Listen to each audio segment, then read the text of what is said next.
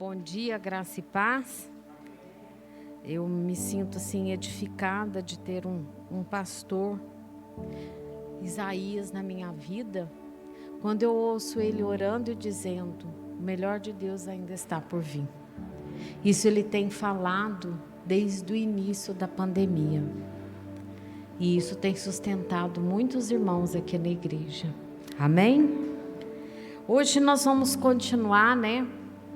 O pastor às vezes me imita, viu, gente? Ele fala assim, você vai chegar lá, paredes do meu coração. Eu falo, pastorzinho, você vai ver. Hoje nós vamos continuar paredes do meu coração.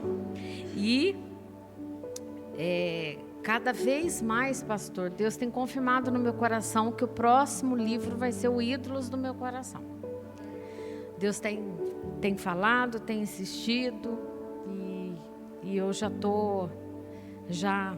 faltam 4 capítulos aqui para encerrar, e aí eu já estou pensando e preparando esse novo tópico, né?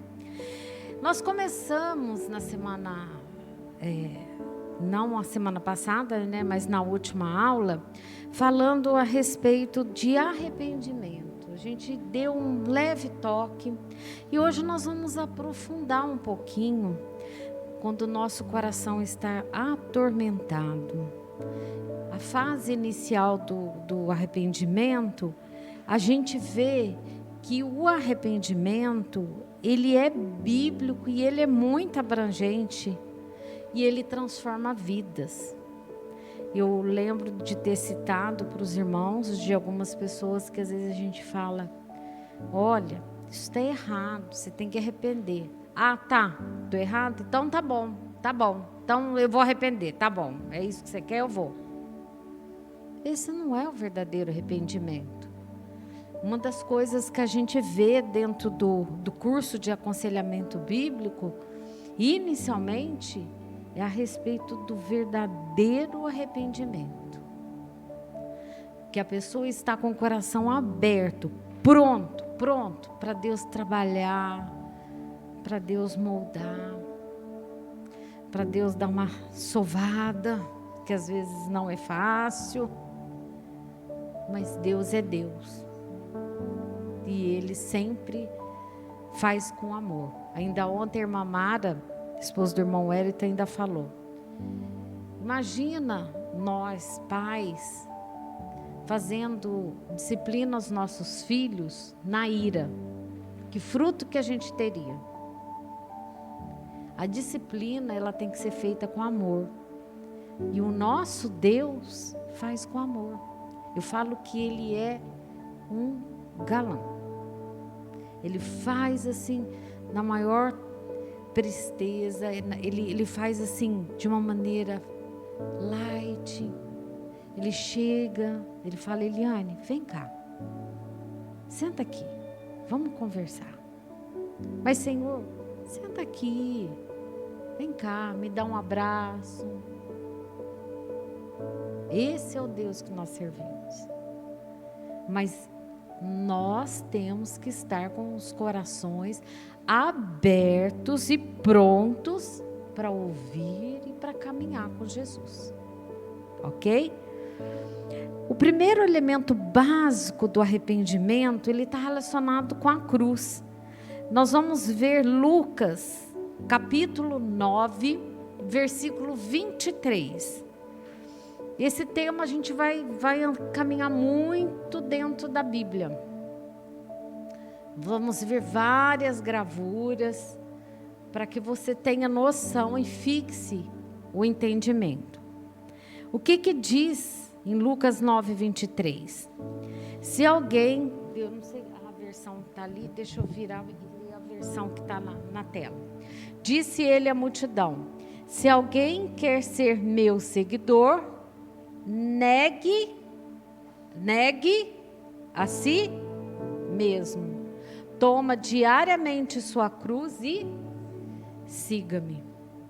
Olha que profundidade. A gente poderia passar a aula de hoje só nesse versículo. Porque como é difícil negar a si mesmo.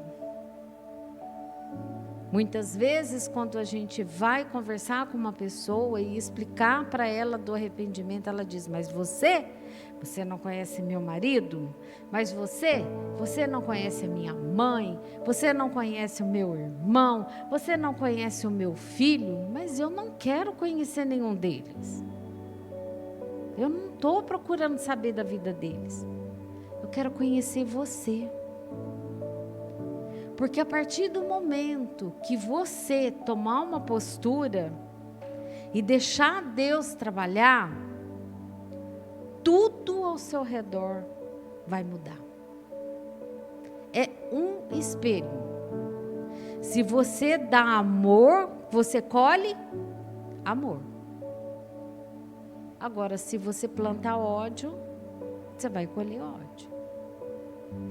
Essa semana foi muito falado daquela criança que foi encontrada, né, num latão, onde o pai e a madrasta deixavam ali.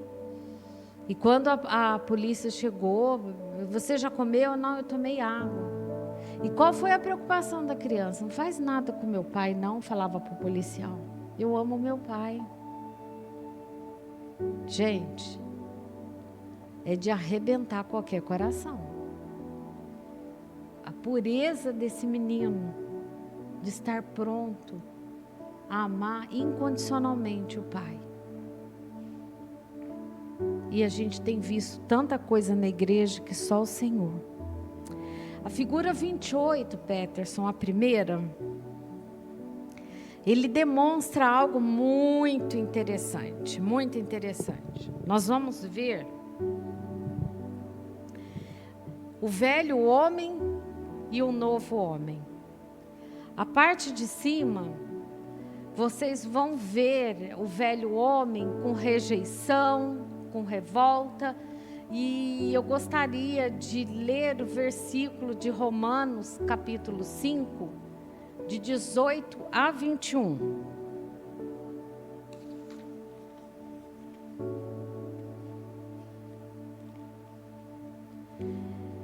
É verdade que um só pecado de Adão trouxe condenação a todos, mas um só ato de justiça de Cristo removeu a culpa e trouxe vida a todos. Por causa da desobediência a Deus de uma só pessoa, muitos se tornaram pecadores, mas por causa da obediência de uma só pessoa a Deus, muitos serão declarados justos. A lei foi concedida para que todos percebessem a gravidade do pecado, mas à medida que o pecado aumentou, a graça se tornou ainda maior. Portanto, assim como o pecado reinou sobre todos e os levou à morte, agora reina a graça que nos declara justos diante de Deus e resulta na vida eterna por meio de Jesus Cristo, nosso Senhor.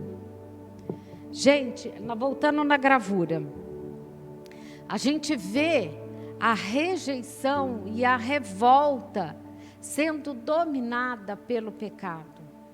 E quando o velho homem, ele é completamente incrédulo e completamente orgulhoso.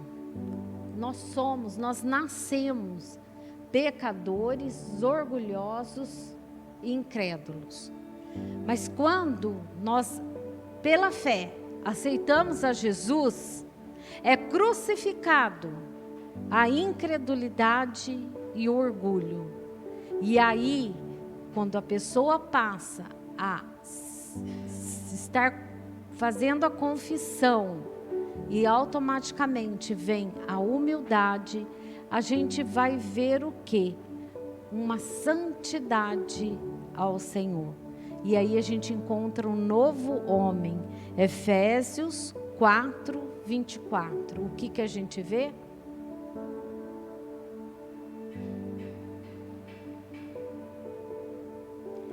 E revistam-se de sua nova natureza, criada para ser verdadeiramente justa e santa como Deus. Será que a gente tem feito isso diariamente? Que forma a gente pode fazer isso diariamente? como que a gente pode crescer, né? Qual que é o nosso alicerce? Nós devemos sair do orgulho para podermos ir para a humildade. Devemos sair da incredulidade para podermos fazer a nossa confissão. Essa semana eu falei para uma pessoa que a gente tem feito aconselhamento e eu mandei uma mensagem para ela, da pastora Camila Barros, porque eu estava ouvindo, falei, gente, ela assim, está encaixando tanto com aquilo que ela está passando, vou mandar para ela, que eu estou me sentindo edificada, eu acredito que ela também vá. E falei, olha, eu estou te mandando isso porque eu estou escutando, estou sendo muito edificada e lembrei de você, quero compartilhar. E a resposta dela, eu não sei se eu tenho fé. Eu fiquei olhando, e eu disse a ela, coloquei até aquela menininha, né? O que eu vou falar? Depende dela, não depende de mim. Ela tem que dar o primeiro passo, pela fé. Então, a confissão dos nossos pecados traz à luz questões mais profundas do nosso coração. E a humildade mantém aberta a porta da nossa vida para que Deus possa operar. Eu já passei por isso, mas você já conviveu com pessoas que você senta, começa a ter a comunhão, ela começa a compartilhar as coisas, e você só de conversar ali, da pessoa contar a experiência dela, ela vai embora, você fala, nossa, eu fiquei tão edificado. Nossa, Deus falou tanto comigo através da vida dessa pessoa. Eu não sei se com você já aconteceu isso, mas comigo acontece muito. Será que a gente é assim na vida das pessoas? Será que por onde a gente passa, a gente deixa alguma marca abençoada? Como será que tem sido? Então o apelo, ele está diante de nós. Colossenses 3, do versículo 8 a 10. Olha para vocês verem qual é o apelo que nós encontramos nesse versículo. Mas agora é o momento de se livrarem da ira, da raiva, da maldade, da maledicência e da linguagem obscena. Não mintam uns aos outros, pois vocês se despiram de sua antiga natureza e de todas as suas práticas perversas. Revistam-se da nova natureza e sejam renovados à medida que aprendam a conhecer seu Criador e se tornam semelhantes a Ele. Nós temos esse apelo na palavra de Deus, para sermos semelhantes ao Senhor Jesus. E de que forma a gente pode ser semelhante? Buscando diariamente o quê? A palavra. A palavra. Sem ela, nós não somos nada. Sem ela, nós somos o quê? O velho homem. Revestido de maldades, revestido de ira, revestidos daquilo que entristece o coração do Senhor.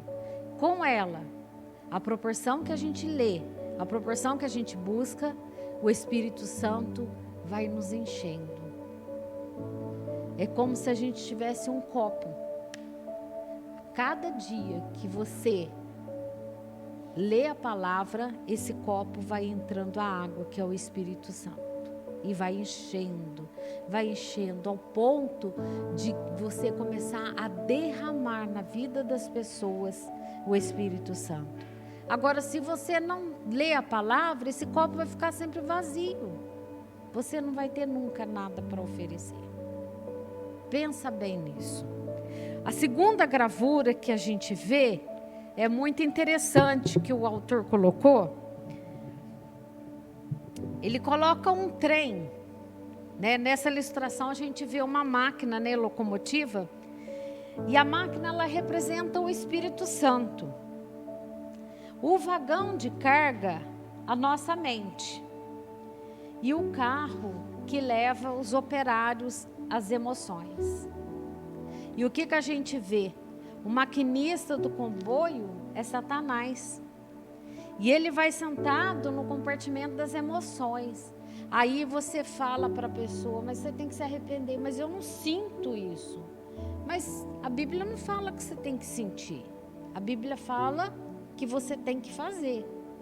O resto, a obra é do Espírito Santo. Ai, mas eu não arrepiei. A Bíblia não fala que você tem que arrepiar, não. A Bíblia fala que você tem que fazer. Faz isso e o fruto você verá. E o que a gente vê? Que muitas pessoas têm vivido na emoção. Então, o pecado, ele está numa distância, a vida numa distância, a morte numa distância e o arrependimento. O diabo quer levar na posição contrária do vagão. Ele está tentando te puxar para uma posição contrária. E você, se você estiver lendo a palavra, você vai dizer, não, eu quero caminhar na posição que o Senhor me deu. E essa posição a gente vai tentar ver na próxima gravura. Olha o que a gente cria. A gente cria vários trens da vida. E a gente vê que esses trens, eles são em três tópicos. O primeiro, a gente vê um trem que anda com o espírito, a mente e a emoção. Ou seja, ele é coordenado de acordo com a nossa vontade. Mas ele não é coordenado com a visão de Deus. Aí o que acontece com esse trem? Ele começa a despencar. Porque ele é criado dentro das emoções.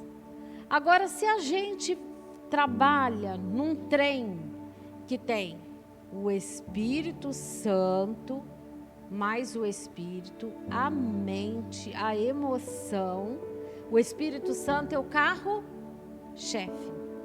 O que vai acontecer? Ele vai gerar o quê? Uma estabilidade. O primeiro trem que a gente vai ver é um trem racionalista, que é a próxima gravura. Esse trem, ele mostra para nós, nós vimos as emoções, a mente e o espírito, cada um representado pelo seu trem. Porém, agora nós vamos alinhar um trem racionalista, que é o espírito, a emoção e a mente, que é o primeiro, é a nossa vontade. Ele anda de acordo com o que eu penso, com o que eu quero. É o eu. O eu, a gente deveria até escrever nessa gravura bem grande, é o eu que está comandando tudo. O que a gente vê em Mateus, capítulo 3, versículo 2? Vamos comparar com esse trem, só para a gente poder... Mateus, capítulo 3, versículo 2. Arrependam-se, pois o reino dos céus está próximo. Então, qual é a ordenança que nós temos biblicamente? Arrependimento. Voltando na gravura, quanto mais a gente alinhar nossa vida pelo prumo divino, mais vida real nós teremos. Vamos para o trem espiritualista, que é o segundo, é o próximo, olha aí. A vontade, mas aí a gente tem o quê?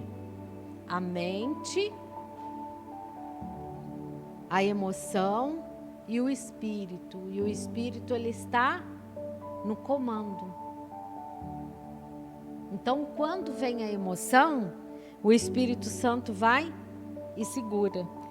Aqui nós começamos esse estudo, né, Paredes do Coração, em Neemias, e a gente lembra que Neemias era copeiro, e Neemias recebeu o comunicado que o povo dele estava sofrendo. Neemias, ele não poderia aparecer na presença do rei abatido. Ele era o copeiro, ele levava, ele tinha que aparecer na presença do rei, sempre com um ótimo semblante. Mas Neemias se abateu.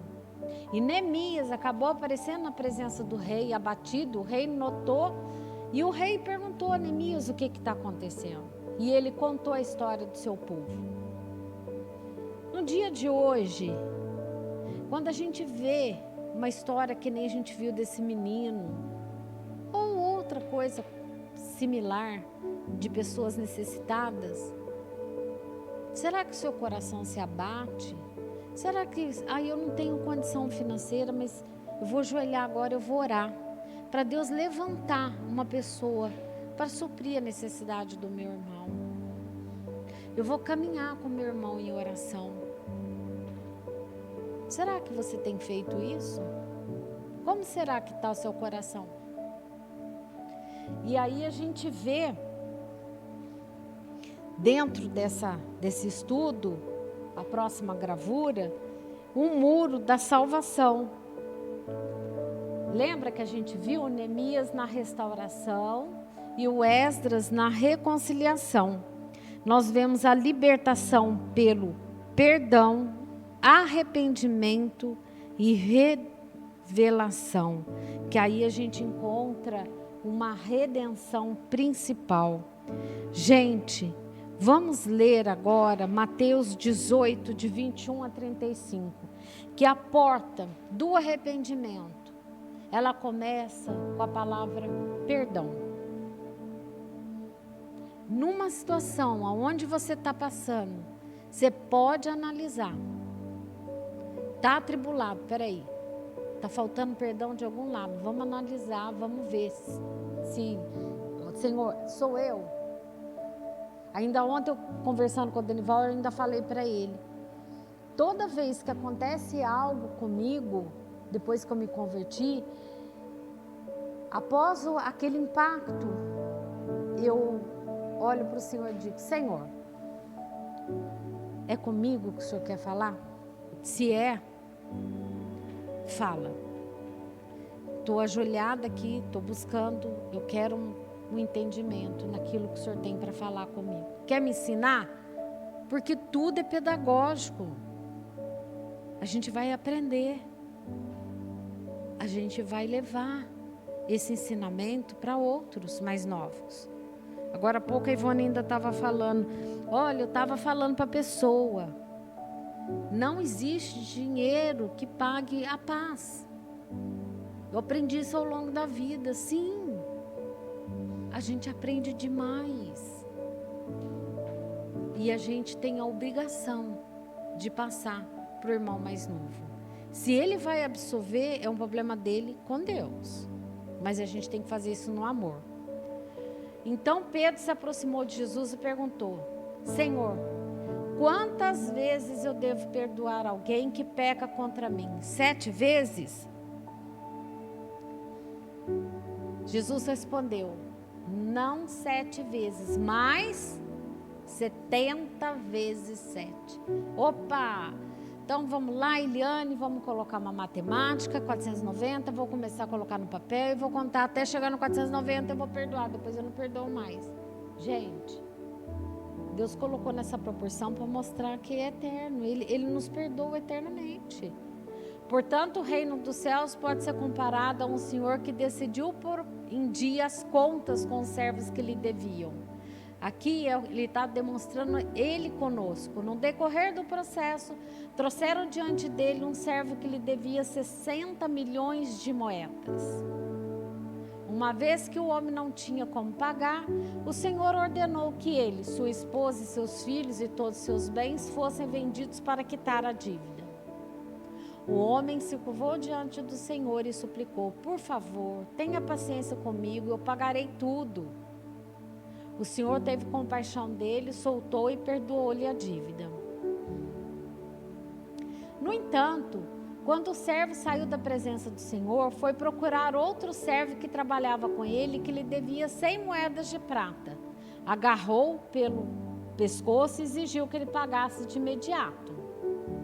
O servo se curvou diante dele e suplicou, tenha paciência comigo e eu pagarei tudo. O credor, porém, não estava disposto a esperar. Mandou que o homem fosse lançado na prisão até que tivesse pago toda a sua dívida. Quando outros servos, companheiros dele, viram isso, ficaram muito tristes. Foram ao Senhor e lhe contaram tudo o que havia acontecido. Então o Senhor chamou o homem cuja dívida ele havia perdoado e disse: servo mau, eu perdoei sua imensa dívida porque você me implorou. Acaso não devia ter misericórdia de seu companheiro como tive misericórdia de você? E irado, o Senhor mandou o homem à prisão para ser torturado até que lhe pagasse toda a dívida. Assim também, meu Pai Celestial fará com vocês, caso se recusem a perdoar de coração a seus irmãos. E é isso que a gente tem visto. Às vezes, a gente vê na igreja alguma contenda, alguma coisa, e o irmão, às vezes nem ele está errado, mas ele se prontifica, né? Eu vou lá, vou pedir perdão para esse irmão. Eu quero me reconciliar com esse irmão. Aí ele chega lá com o coração quebrantado e diz: irmão, me perdoa. Nossa, se eu te magoei, eu não tive intenção, me perdoa.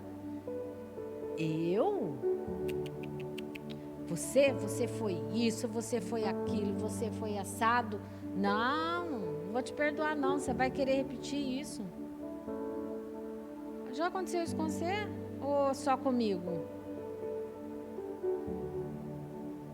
Qualquer coincidência, né? Qualquer semelhança é mera coincidência. E Jesus estava falando isso. Eu perdoei você muito mais que 490 vezes. Você vai perdoar ou não vai?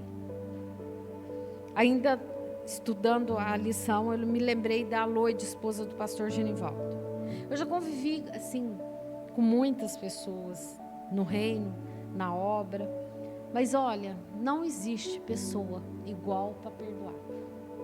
É algo, gente, é demais da conta. Eu vi as coisas acontecer com eles, lá na frente estava lá a Loide, no maior amor, no maior carinho que a pessoa falou, mas a pessoa pisoteou nela. E ela no maior carinho, dando atenção, fazendo, acontecendo.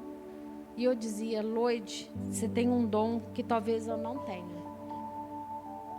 Eu perdoo, mas às vezes eu não esqueço aquilo que a pessoa fez. Isso me faz até mal, não é saudável. E ela diz: Li, eu perdoo e esqueço mesmo.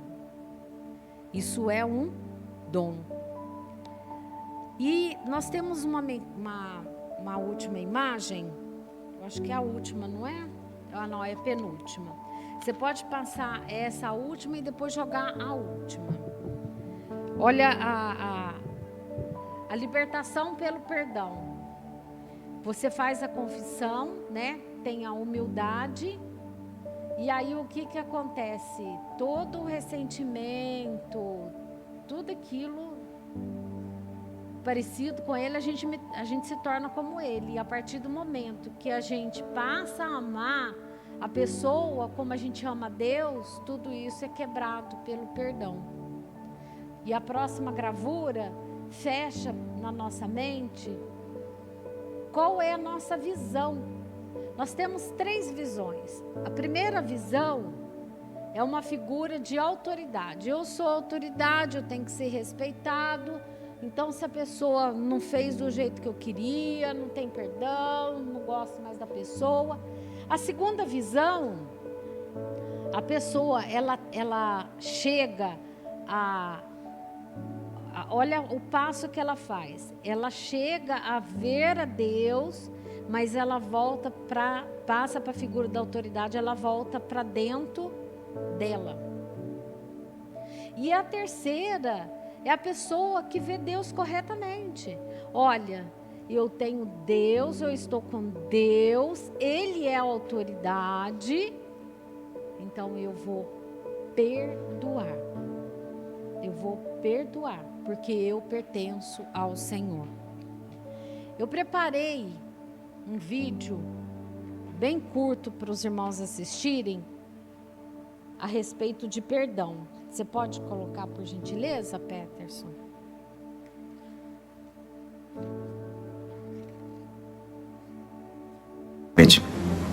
Eu li a história de um casal que, tempos atrás, acabou também passando por um vendaval, uma tempestade terrível. Ela, em virtude de uma série de eventos, ficou sabendo de uma infidelidade do cara, que tinha acontecido uns 10 anos atrás. Rapaz do céu, hein? 10 anos. Ele caiu na besteira em achar que, poxa vida, seria melhor não falar nada, não contar nada, não dizer nada sobre o assunto. E realmente não disse. Só que ela acabou descobrindo. Ficou chateada, arrasada. E agora? Se fosse você, o que você faria? Brigaria? Levaria numa boa? Perdoaria? Pois é. Eu só sei dizer que ela tinha ficado realmente muito magoada com tudo aquilo. E em vez de darem um tempo, decidiram fazer uma viagem juntos. Quem sabe, de repente, longe de tudo e de todos, seria mais fácil tomar uma decisão, né? Então fizeram exatamente isso. E aí, nessa viagem, repensaram a relação dos dois. Uma decisão precisava ser tomada. Eles deveriam ficar juntos ou não? Ela deveria fugir do assunto, brigar, perdoar o marido. Eles oraram, conversaram, caminharam juntos, refletiram. A mulher, claro, estava na razão dela. Ela poderia sair daquele relacionamento. Ela poderia ir embora, né? Algumas mulheres acabam fazendo exatamente isso e até por muito menos. Ou poderia, quem sabe, fazer de conta que nada tivesse acontecido, mas internamente iria relembrar aquilo a toda hora, a todo instante. E sempre que tivesse uma oportunidade, ia jogar aquela coisa, aquele assunto na cara do marido todas as vezes que pintasse acontecesse uma discussão. Não é isso? Tem gente também que age dessa forma. Mas ela escolheu uma resposta diferente. Na 7ª noite da viagem, o marido, o companheiro, acabou encontrando um cartão ali em seu travesseiro. No cartão estava escrito o seguinte verso: prefiro não fazer nada com você do que fazer alguma coisa sem você. E no rodapé, assim, bem embaixo do cartão, ela escreveu: eu te perdoo. Vamos em frente. Te amo. Ela escolheu o amor. Se você, de repente, está também passando, quem sabe, por um momento de indecisão, lembre-se que você não deve satisfação a ninguém sobre a decisão que você for tomar, sobre o caminho que você decide escolher. Isso tem que ficar apenas entre você, Deus e o seu coração. Amém? Que Deus te abençoe. Nós precisamos caminhar com os nossos corações voltados na palavra e no amor. Ainda ontem a Mara disse, a Bíblia fala que você pode ter todos os dons, profecia, dons que está lá em 1 Coríntios 13, mas se não tiver amor, nada valerá. Que nós possamos cuidar da parede do nosso coração, sabendo perdoar, sabendo amar. É essa visão que Deus tem para conosco. Amém?